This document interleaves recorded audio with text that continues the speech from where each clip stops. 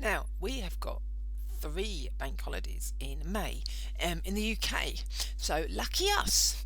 But this got me thinking, because if I want to find how many days between 2 dates, obviously I've got to factor in the bank holidays. So we got one on the 1st of May, one on the 8th of May, one on the 29th of May.